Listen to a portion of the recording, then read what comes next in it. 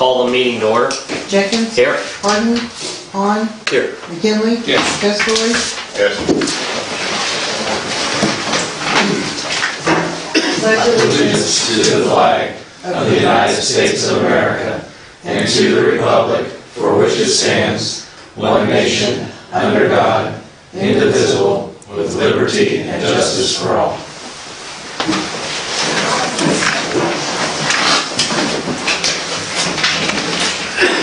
First thing that we have on this evening's agenda is the consent agenda. Make a motion to approve the consent agenda? Oh, hold on. Sorry. Step back. We do have a presentation of the 2014-2015 audit given by Ben Smith. Sorry about that, sir. Tried to skip you. No, that's okay. Do you want me to just stay seated here, or how do you want me to? Okay. That's up to you. You're probably here. My name's Ben Smith. I'm a partner at Strigel Knobloch accounting firm, and I supervised our staff that performed the audit of your city.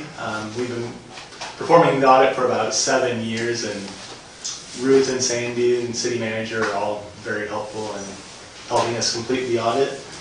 I don't think you guys have a copy of the audit with you tonight, do you? No. Okay. No. Did any of you have any questions when you reviewed the audit? Haven't seen it. That was, yeah, We had it. yeah, that One of was, those deals. We had it 2 months ago, we approved it. it was at the last meeting, That was the last meeting? and the audit is here. Okay. The only question was on the formatting. Some of the formatting was pretty off with the copy we had, or at least the copy I had. So there was numbers here, and so it took a little bit to understand it, so that- like that fixed, but other than the numbers looked okay. So what do you mean the format? The problem is on government financial statements, they're sort of screwy in how they're formatted compared to normal businesses' financial statements. The formatting's always like that, so I don't know. They were just out of columns and stuff, so it was, you couldn't track straight down, things were off in this way. So I'm not trying to do it right. Just a minor particular. Yep, so you saw it better? Yeah, we got that at the... Did you have the page in question? I do believe that was the meeting. Was that the meeting he was absent at that we voted on? Correct, but it was in the packets. I never got this. I never seen that till tonight. What meeting? I was gone, first of November, is that when they came out?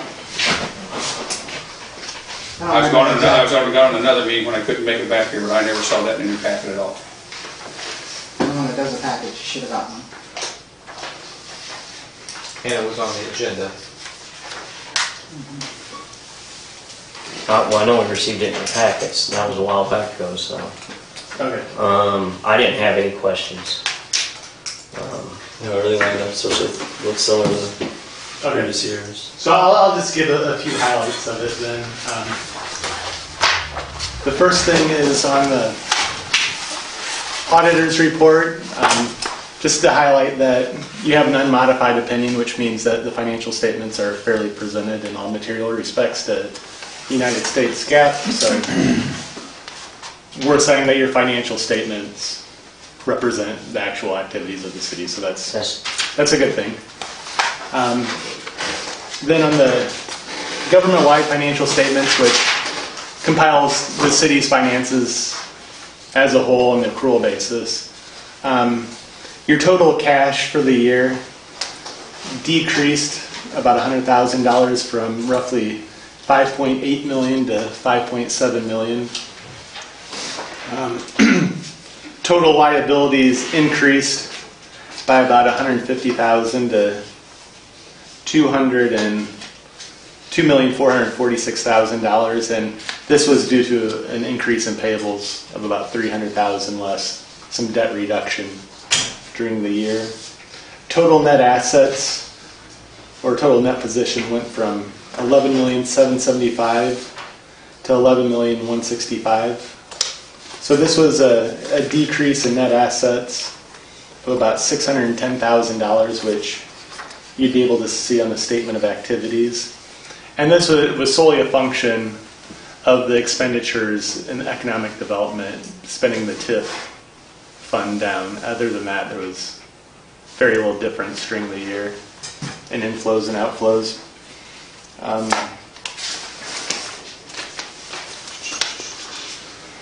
So that's the government as a whole. The next part of the financial statements are the individual fund financial statements. You have the government fund financial statements, which has the general fund, the TIF fund, and then other non-major funds. And then after that, you have the proprietary funds, which are your water fund, your sewer fund, your electric light fund, etc. So those would detail the activity in each individual fund. The only other thing that I wanted to highlight, besides the following section of the notes to the financial statements, which would provide more information to explain balances on the financial statement. On page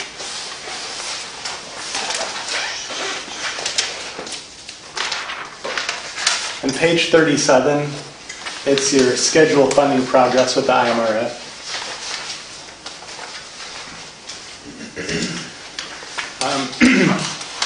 This shows, if you look at the funded ratio, which is about the fourth column, you'll see that the city's pension is about 70% funded, which probably isn't too far out of line with most municipalities and most pension plans.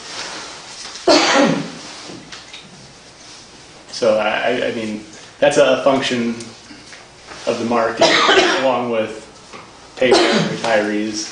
At some point, if the market doesn't increase, funding might have to go up a little bit, but that's totally based on the actuarial assumptions and can change at any time. I just wanted to highlight that. On page 42 are the notes to the budget, the actual section. And we just noted that TIF expenditures were $62,000 in excess of the budgeted amount, of which you were trying to spend down your TIF fund, so that's understandable. And then the rest of the financial statements are just other supplemental schedules and non-major fund financial statements that breaks down the smaller funds, the activity in those. And those are the highlights of the financial statement. We also had a few recommendations that we made for the accounting staff, just different things that they could do to improve the controls and the accounting function, which we made that available in a separate letter, which you should have received. What staff did you give it to?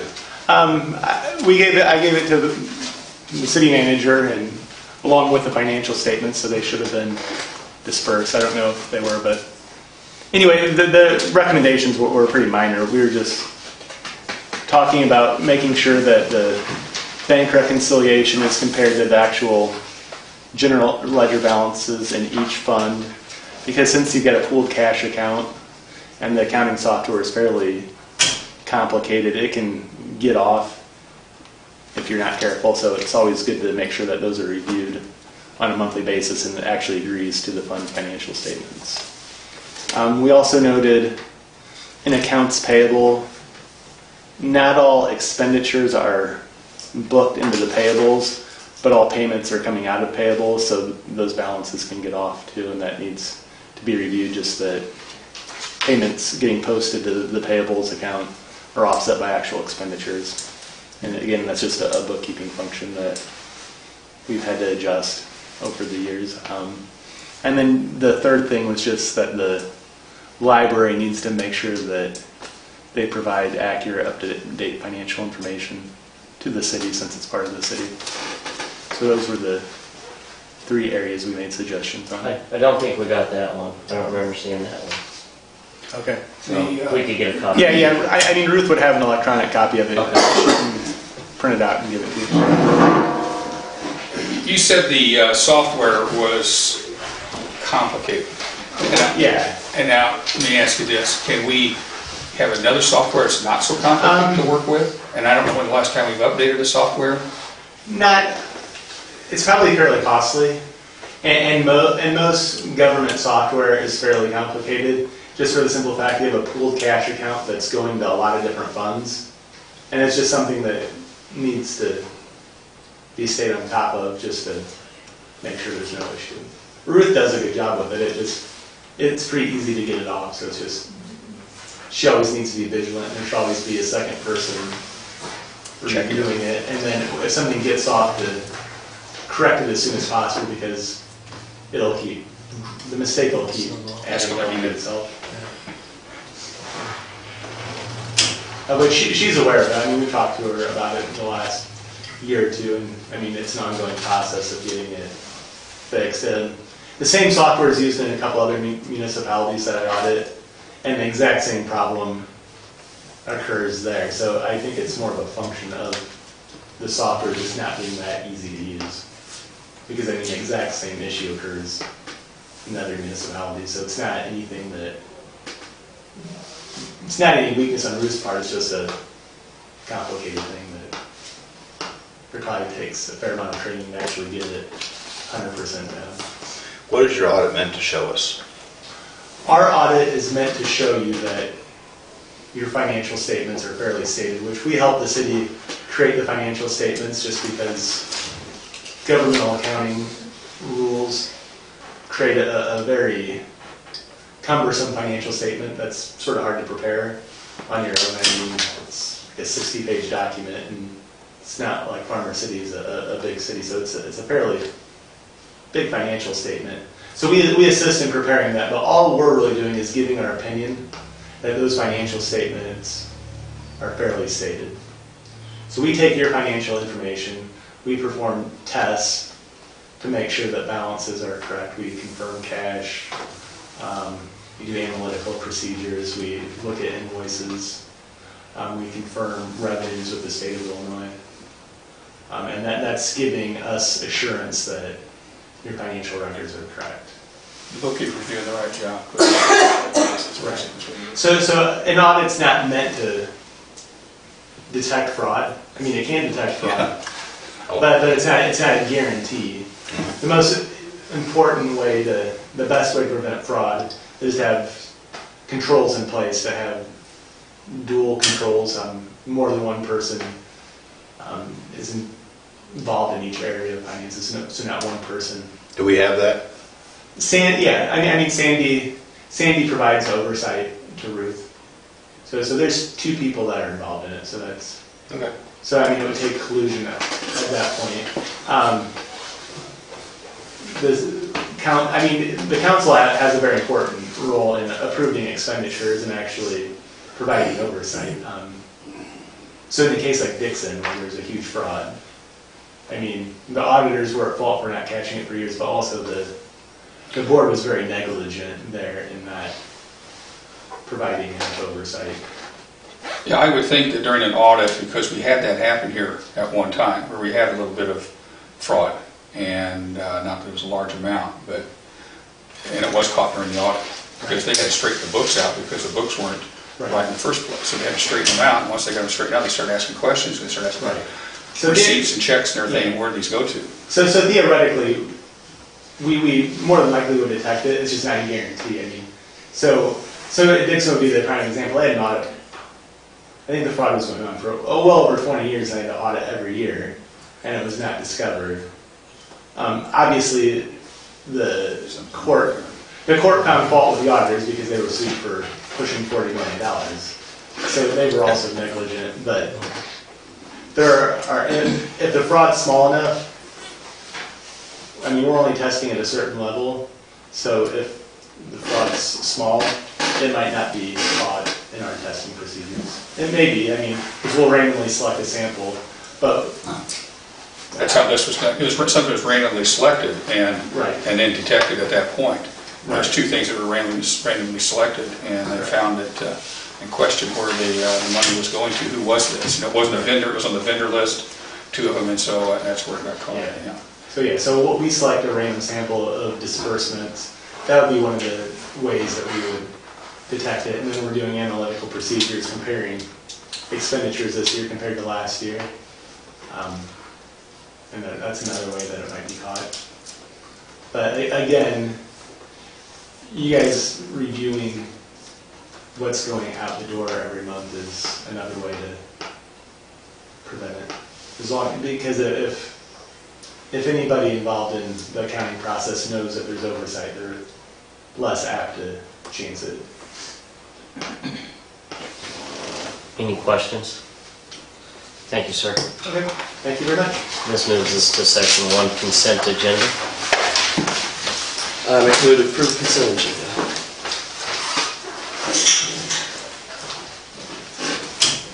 Yes. Move to Second it? second it. All right. Yeah. Try not work for this thing. Go ahead and call it. Jenkins? Yes. Klein? Yes. Martin? McKinley?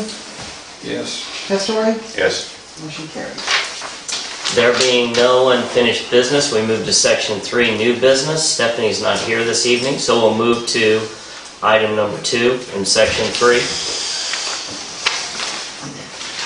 Make motion to approve ordinance 957, amending chapter 110 of the Code of Ordinances, establishing number of available liquor license. Discussion. I assume this cleans it up. Yes. Well, it looks, when I checked it into the liquor code and everything, so we don't have any more of these things dangling out there that don't need to be dangling out there. That was the idea behind it. I think that's what you guys wanted. Yes. Absolutely. Any other discussion?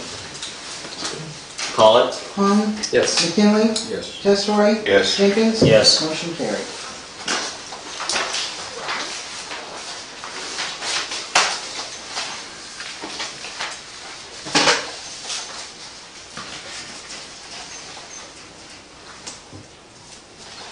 We need to do item number 3. Okay, I move executive session for personnel discussion, appointment, employment, compensation, discipline, and/or performance of specific employees pursuant to Section 2C1 of the Open Meetings Act, 5 ILCS 102/2C1. Need a second? I second it. Yep. Call it. McKinley? Yes. Testori? Yes. Jenkins? Yes. Klein? Yes. Motion carried. We are now in executive session. I would invite you all to go in open session, and we are moving on to section 4, the city manager's report.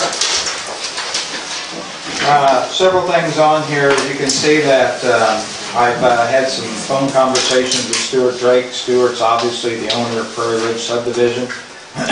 Attached to the back, you'll see a copy of a map. That is an area where we could expand if the city would like to do that. Stuart is in agreement to allow anywhere from 15 to 20 to 30 acres be developed if the city would want to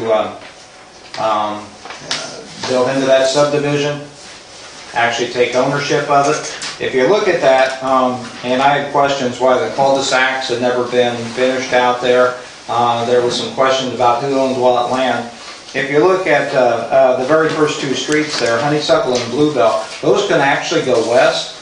If you folks decided that you did not want to go north, you could go west and extend those streets out. And then you see over to the left of your map that those actually connect. So that's a possibility. 15 acres, depending on the size of the lots, which has been somewhat pre-platted, but depending on the size of the lots, that's going to allow you for some 24 houses or so, if you just did 15 acres. When I first started talking to Stuart, the number that I threw out there was 20 acres.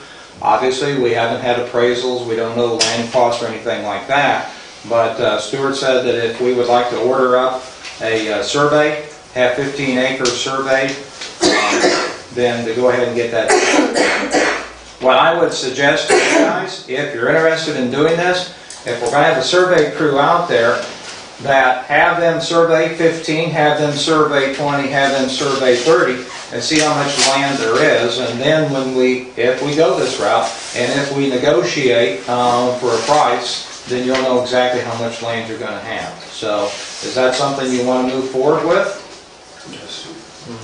Absolutely. Okay. If we do the survey, he's going to sell the land? Yes. Okay. question I have about what you got shaded off, Yes, just so I can understand the map and everything. The first one, the road that goes, I guess that would be north, would have any direction on here. that's George Rock. Drive. Yes, sir. And then, okay, lot 33. Tom Maxwell's house? Okay, that's what I understand. Yes, and this is off the big maps that are laying around here. This is just a smaller version of it. So there again, by going north, that's going to get us connected back to the rest of the community just that much sooner. If you want to go west, then tell me to survey west. It's your guys' call. I guess I'd like to see that, since that shows that street connecting and everything, and I know that there's an issue with the water out there and doing the loop. Is there something? Yeah, we're going to hit that one here pretty quick. Okay. If we go north, can we get connected to Water Street or whatever it is? Well, we're not going to go that far north though, Scott. I mean, at the maximum, depending on land values and stuff, I mean, you're not going to want to bite off more than 30 acres. But So going north won't get us connected. this is approximately 20 acres right here, just by doing some measurements. So no, 30 acres isn't going to get you way back up in there. So it's just a matter of if you want to go north or if you want to go west. I just want to try and address some of the things that the people out there now wanted. They want that walking path. I understand. So. And those items are coming up on the city manager's report. Right. So, just so I have a clear understanding, which way do we want to go with this, guys? You mean west or north? Yes, I mean, if we're going to have Farnsworth out there doing it with the survey crew, which way? I think, I mean, and I'm definitely open to hear other people's opinion. I think north myself, because the closer we can get to Water Street, the closer we can develop that loop internally as well. But I mean, I guess I hadn't thought of that when I pictured it before. I was picturing more of a north movement towards Water Street, towards completion there. If we go west, we can resolve some of the water issue they have now with the drainage and all that. Yes. Drainage. Well, I think some of the drainage issues will be taken care of, well... He's got another item right here. Which way do we want to go? Do we want to go north or do we want to go west? You're going to speak here in a second on the water issues. Yes, sir. So my question is it first off irrelevant which direction we go, we have a solution, or at least... Not to the water issue, it's not relevant. It is not relevant. Correct. So west or north, it's not relevant to the water issue. Okay. I would think north. Well, north then. Yeah. I think north. Okay. Okay. All right, so hitting on some other issues, because we've had some citizens that have come in before, and we told them that we were going to work on this. Talking about the water issue, we actually have a meeting tomorrow with a representative from Farnsworth Group. Our plan is, and they're going out to the sewage treatment plant because we've got some new unfunded IEPA mandates.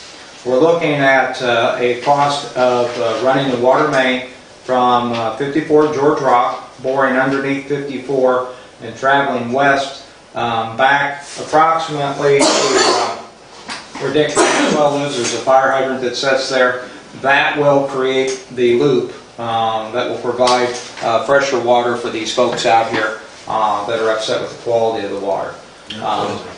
But, Yes, okay, sir. what about one, because I know Lonnie's here, and he's at the dead end of the street, and the main dead end's down there, so what are we going to do about him? Because he has an issue with it down there. We're going to flush the hydrant more? Yes, and Calvin spoke with someone, and I'm not sure who Calvin, okay, and so Calvin, being new to the community, didn't realize that those were dead ends until I had told him that those were dead ends, and so now he's going to go out there on a regular basis, as long as it's not freezing cold and we create an ice rink, and he's going to flush those mains until we can get the everything situated. Calvin's also talking about raising the chlorine level at the plant, because he has the chlorine level set at a tolerant level so we get quality water out into the mains, but he's also talking about raising the chlorine level because as it dissipates, as it travels, there would still be a pretty decent chlorine residual out there. So he's talking about doing that as well. So So that should take care of the water problem. I get something back from Farnsworth Group, I'll bring you back a price. We're probably looking, and it's going to be costly to go underneath the highway, but we're probably looking at $100,000 to pull this off. We would use as much of our labor as we could. Might have the contractor do the digging. Obviously, we can't do the boring. So, as far as the bike path, sidewalk, we discussed that. There again, when I talked with Stuart again, I asked him about that. Stuart's warmed up to that now. So I think before this is all said and done, back there on the back side, where it had been talked about before, looks like we're going to be able to put some kind of a sidewalk in back there. If it is put in back there, then it will be well lighted, so it would be safe to use. The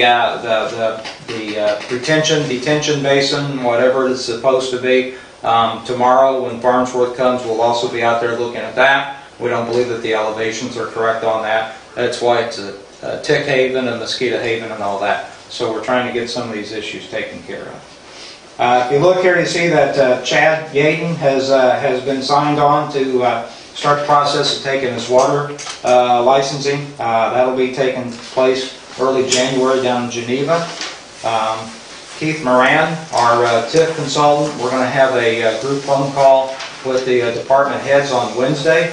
All three, streets, water, and electric. We're going to go over any possible deficiencies that will be in this proposed TIF. So when he comes and makes his presentation, and he's thinking sometime in January, so we'll probably have a special meeting in January so he can come in and do that.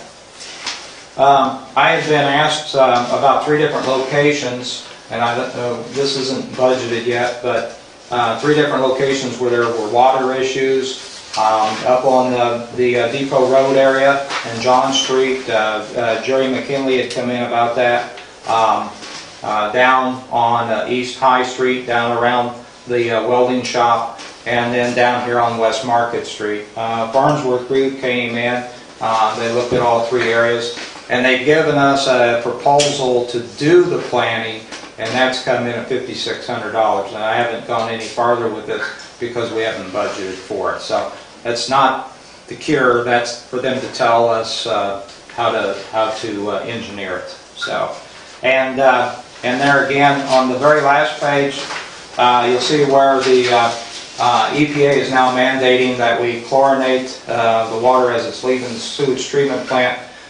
When the plant was built in the 80s, it was set up to chlorinate the effluent as it went into Salt Creek. A lot of that piping, I don't know why and I don't know when, has been removed. So now we're going to have it engineered, how to put it back in there so we can begin this process. And as you came in tonight, you should see that the electrical crew is starting to change the street lights up and down Main Street. So, That's really nice. Any questions to the city manager's report? The Farnsworth Group, we've been doing business with them for a long time. yes, sir. Are we getting the best price out of them for their engineering? I guess I don't know how to answer that. City's been doing business with them, I believe, back into the 60s. So, We did business with another one out of Champaign. It was Burns Clancy at one time too. And there's a point that we did something with them. But it's a good question to ask because Well, I mean, we're doing a lot of business with them. we do a lot of business money. with them. The one thing I don't like, and I think you should do something different, is I'm not quite sure they used to just send us a bill and pay the bill. I didn't really like that. I thought we should have like a project number or something on those bills so we know what we're paying for. and I do question them, and it makes them mad when I do, but That's good. because you get a bill and it's just kind of a bland statement, you have to call down to St. Louis to find out what it is. But I don't like the bland ones because we do too many projects and they overlap. But like what I just said there about having a project number, every project we have like a water would be like W102 or something like that, and in electric, well, they don't do electric, but then street would be ST 561, and that's put on the bill, so they know so we know what they're doing with them, what we're sending the bill for. I think if you don't do that now, maybe I sit there and start implementing something like that, so it's just like a purchase order. I'm just wondering, because of the large amount of money we spend, a little competition wouldn't be good for them. Well, and I don't know, Scott, I mean, they have all the files on any engineering that they've ever done for us. So now if we want to go to the west, or let's say we go to the east side, we want to start laying water main, to a certain extent we'll start over because Farnsworth already has some of those engineering records, and so they have all the references that we necessarily wouldn't have. I'm not saying not to shop around, but that would be one reason not to shop around. So. That is one thing, they do have a lot. Not that I agree with everything that they do, but they And everything nowadays background of, has not to that I have disagree an with what you're engineer saying. stamp. Yeah, at some point we're hostage to them if they have all the information. It's true. Everything nowadays has to have an engineering stamp. I understand. So, Do you need direction on that $5,600 then? Are you asking for direction on that, or just? well, it would have to come out of the street department. We have those 3 key areas that citizens keep coming in and complaining about. So, Well, I really don't want to be in another meeting when they come in. And here I don't and we know say, that- well, we know what, the next step is, but You we're have- refusing to do it. you have citizens that are getting water in their basements. You have north end of town that's flooding. And then you have business and yards that are flooding. So I don't know how you could prioritize them. Town is saturated with mosquitoes. I mean, if you're seeking direction, I'm in favor of the $5,600 to start seeing what this is going to cost ultimately. So, and I mean, does anyone object to that? No. All right. So, I mean, you have guidance there. Okay, the other thing is, there's places in town, I know there's one around the corner from me that's been dug up. It has been patched back, but we have not put any asphalt down. And I'm kind of wondering, it's on Water Street, Okay. and I wonder why it wasn't done when we did in front of Jonathan's place down there. There's another one someplace in town, but right now I can't think where that's at. And why these places go, and it's going to go all winter now before we're ever going to get it patched back, and why we don't do these things right now. After we get it done. So there's a water leak there? No, there was a water leak there. but That's fine. There was a water leak There's there? a water leak there, and it hasn't been patched back. There's another one someplace else, but I can't think right where that's at, but that needs to be patched back too. Now, we took care of the one in front of Jonathan's place, why didn't we take care of the other 2 when we were at it? Well, depending on when they were dug, they may need to settle in. That's why Oh, they've been there a long time, Scott. All right. This wasn't just yesterday. I tried to. I've looked at that for the last 8 months. All right. In regards to the city manager report, any questions? No. Non-agenda items? I have one. Yes, sir. I acquired a letter from the police department for an abandoned vehicle, Okay. and the upside is there's no favoritism because it was wrote against me. The downside is in the last paragraph, we're using the dispatch as a phone service. I don't think that's right. I think they ought to be calling City Hall.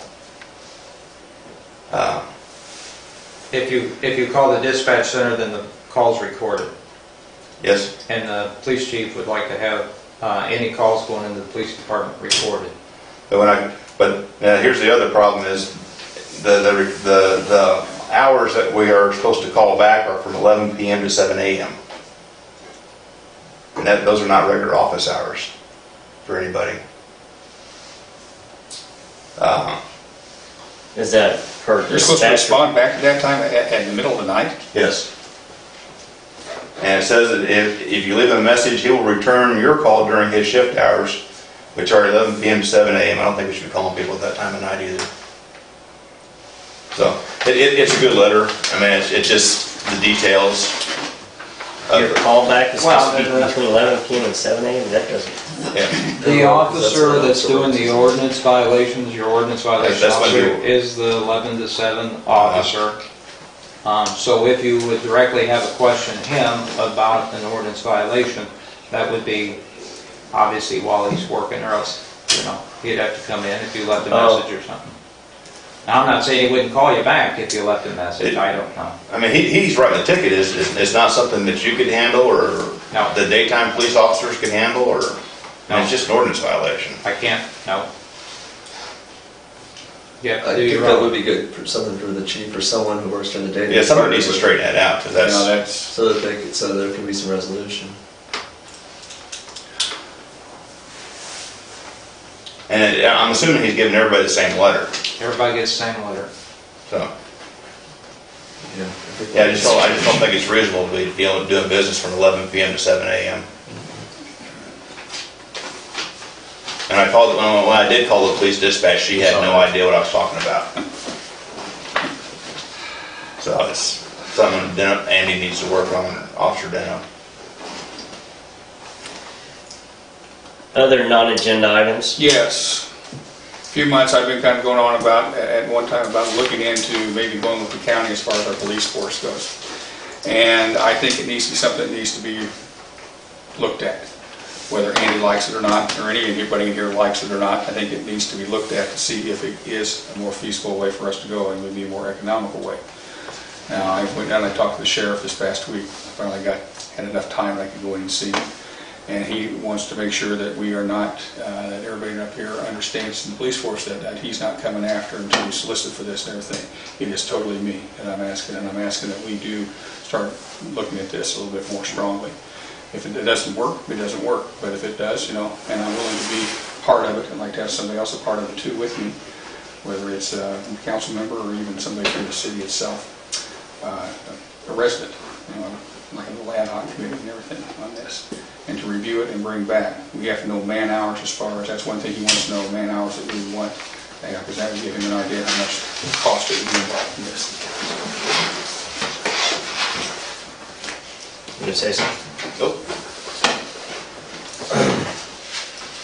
I mean, if you're making the request to look into it, I'm obviously not going to step in.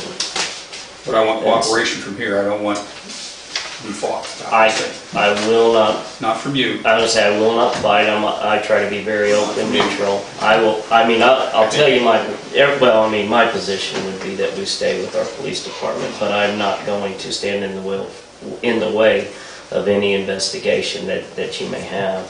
My only, or at least appeal at the very beginning would be, at the beginning of even the discussion is that, and I think I had this discussion with you, private, you came by, and of course to the public we're within the bounds of law to meet privately, is that my overall philosophy of things is to never do anything based on the size of the city now, but always to base it on the size of the community in which I think that we will one time be.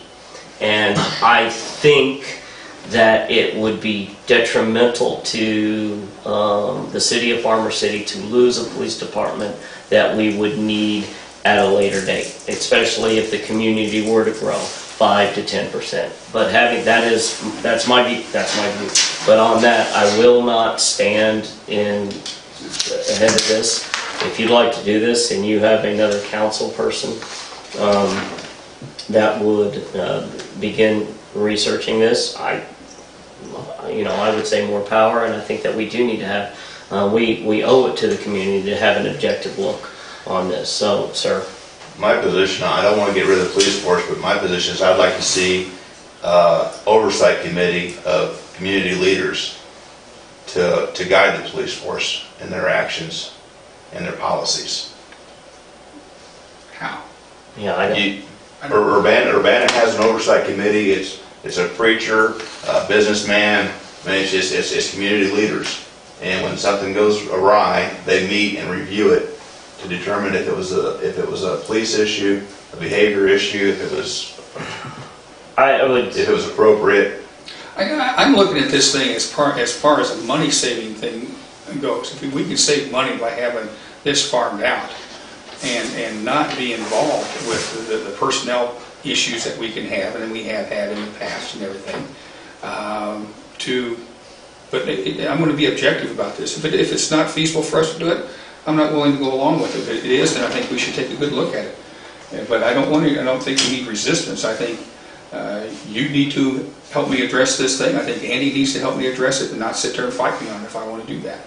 And like I said, I went to the sheriff. He does not want to be looked at as somebody who is trying to do this. He is not. He said, we will take a look at you because they do service other communities. And a lot of smaller communities the size of Farmer City or bigger than Farmer City have less of a police force than what we've got, or in itself, without having the county involved. And maybe some of them do have the county involved. Because I go into a lot of different communities. I go to a lot of different, when we go to Chicago for one, or I talked to somebody that might be on another city council, ask them, how do you handle the police force? How do you do these things? I'm always asking how another town takes care of itself. And I just think that we might be able to help save ourselves a little bit more money and everything. There's a possibility, maybe not.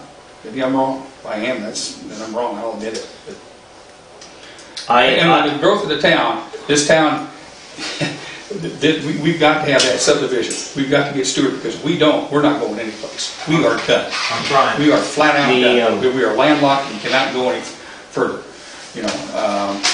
And I think the council needs to be aware, I mean, I think the council is aware of the pending, and I hope, please guys, at least to the growth of the subdivision, you know, in 6 months when we're about to, or a year or whatever it is, and we have a $75,000, I guess, purchase in front of us and we have to make a decision, there are going to be many of the people that are going to question your sanity. And if you're just not on board right now, you know, I'd jump ship right now and just be done with it. It's going to be an uphill battle. I agree with the growth of the community. And again, I'm going to encourage the debate and the discussion. I'll be honest, I struggle with it, with this. I don't think it's financially advantageous for us to keep the pool. Financially speaking. Yep, I don't. Hold on. I'm making my point. I would never get rid of the pool. Okay. Because it benefits the community. That's my point. Even if someone comes up to me and shows me different numbers, I'm going to struggle getting rid of the police department that I love to know that they're out there. So that's going to be the We're not getting rid of, we're revising. reworking it. So. Reworking it, that's right. Again, We're not getting rid of anything. I encourage the debate, the discussion. I don't like the idea of people in Clinton, the police department in Clinton being, you know, the protectors. I like having the people here. That's just my opinion. It's not the people in Clinton. It's the county. We're paying taxes in the county for this. You know, it's not the people in Clinton, and that's another thing too. That's a big problem here. This separation of Clinton and Farmer City needs to quit also. We need to work with the county. We don't need to keep fighting the county and everything we do. That's what it's done all my life. It's always been a fight with the county. And they don't come down here because they're not appreciated down here. And that needs to stop.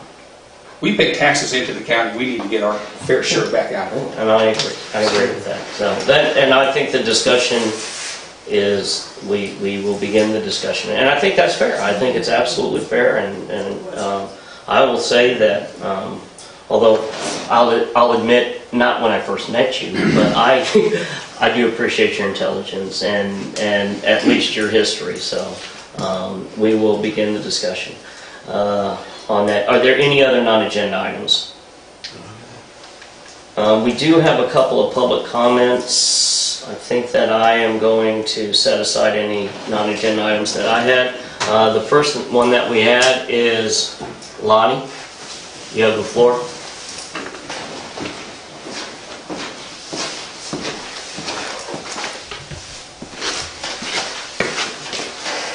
I'm here as one who volunteered at a recent neighborhood meeting to do something about the water in our subdivision. We have an unhealthy and unsafe situation with our water in the Prairie Ridge subdivision. It has a terrible smell, particularly in hot weather, and it often has an oily feel. On Monday, November 23rd, our water and sewer superintendent, Calvin Flory, spent several hours analyzing our subdivision water. City water enters from the field on the north end of George Rock Drive and flows into 3 dead-end pipes. These 10-inch pipes stop at the end of Bluebell Lane, the west end of Honeysuckle Lane, and the intersection of George Rock Drive and Route 54. Calvin's work revealed that the chlorine levels at the west end of Bluebell Lane were 0.1, and later another sample was 0.2, instead of the more acceptable reading of 1.5 to 2.0. This is unhealthy and unsafe. He spent several hours providing an immediate but temporary fix as he flushed all 3 pipes. Also, he mentioned that he would bump up the chlorine levels so that a more proper level might be reached. It is a reasonable conclusion that we have conditions that allow bacteria bloom in all 3 of these pipes. The water is stagnant or moving very little, and it is coupled with a lower than acceptable chlorine level. No one knows the short or long-term effects of consuming and using this polluted water. A more permanent fix for 2 of the 3 streets is accomplished by connecting a pipe from the west end of Bluebell Lane to the west end of Honeysuckle Lane.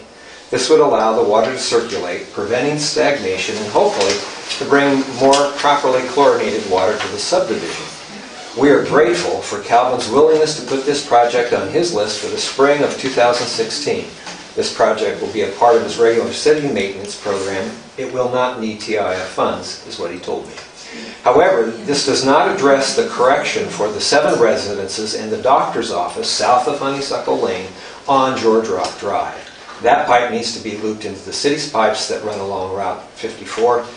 That solution will need an engineer and is probably a good project for the TIF funds. Now there is a second but related problem with the drainage ditch on the west side of the subdivision, particularly on the west side of my home at 1455 Bluebell Lane. The ditch has a low spot that captures and retains water, whether it's from rain or from hydrant flushing. It is seldom dry. It is the source of many mosquitoes. The trucks that spray insecticide cannot cover this ditch. It would be a practical and less expensive solution to take the dirt from the spring water pipe project that I just mentioned above and use it to level the ditch so that it would properly drain and alleviate the dangers of mosquito-borne diseases. We are really grateful for Mr. Flory's responsiveness and patient willingness to find both short and long-term improvements. His work with us will correct and establish healthy and safe drinking water for years to come. Mr. Sutton, thank you, sir. Hope that's in the record so that we say we got a serious problem out there and we don't know how it's affecting us. Please help us correct it. Agreed, and I hope that you at least have seen in tonight's discussion that this is something that's on our hearts, and we appreciate your... Don't have a feel about your heart. I want to see some action. Well, and we have dig a talked pipe. about, Touche. we've talked specifically about things we're going to be doing, so appreciate it. Yeah, you are. Jeff Saul with the newspaper. Okay. Thank you. The next gentleman to speak is Mr. Knox.